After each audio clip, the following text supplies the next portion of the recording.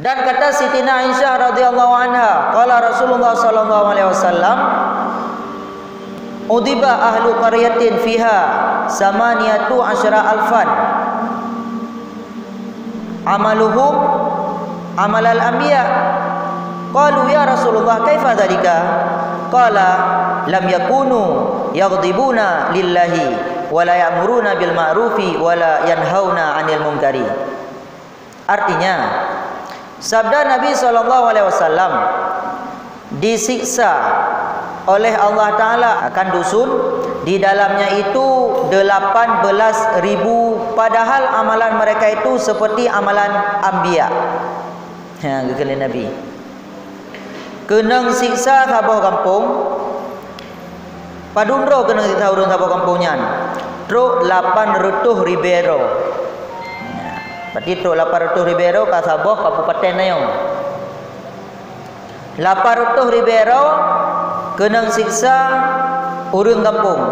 Padahal amalan urang kampung tersebut na yang lagi amalan para nabi-nabi, urang-urang saleh. Maka sahabat, ya Rasulullah, betapa yang demikian itu? Pakon menan.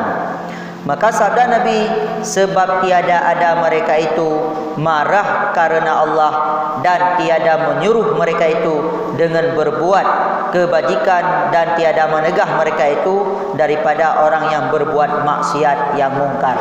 Yang kejadian ni. Jadi otege lombala oleh Allah Taala, otege play bala oleh Allah Taala.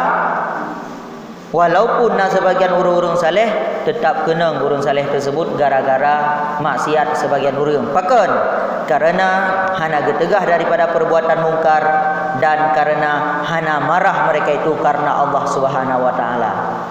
Maka ji menegah mungkar hukum ji tetap wajib. Menyatanya nak kekuatan berarti wajib dengan kekuasaan. Pemimpin wajib dengan kekuasaan. Maya katanya ulama, penceramah wajib pegah. Nyana maksiat wajib pegah. Nyomnya tengah maghrib hanya le bagi kopi. Kan gara-gara corona, gara-gara hana sembahyang maghrib baju. Ni gara-gara corona tu, habis corona kalau kita long.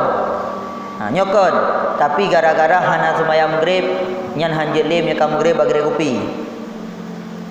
Malian long Wate insya dah hana dah sembahyang melasah, wajib sembahyang di rumah.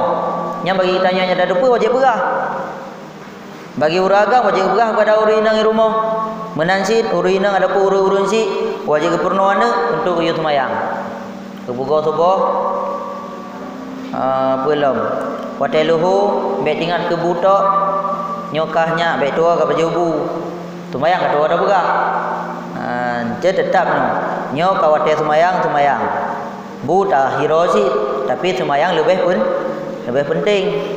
Kawate kasa menansit ja lapangan yang main raket, yang main bola, ja jo apa yang penting kawate kita mengasah untuk semayang asa.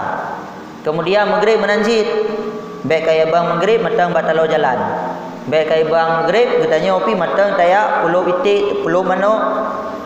Tengah maghrib matang alik kambing tak pertama lumo alik kambing bentar tu dah boleh urut pelara kambing gali kambing dengan maghrib. Adapun hana boleh dengan maghrib ada upi rokok rokok gedu rumah rokok tetap hanji sit. Yang salah ji kan dua bagre upi, yang salah ji hana sembahyang. Mana si hotel Jumaat nya bagi urina menyana urung si na lako-lako yang matang wajib buka karena untuk jak Jumaat. Menansi bubu yang lain.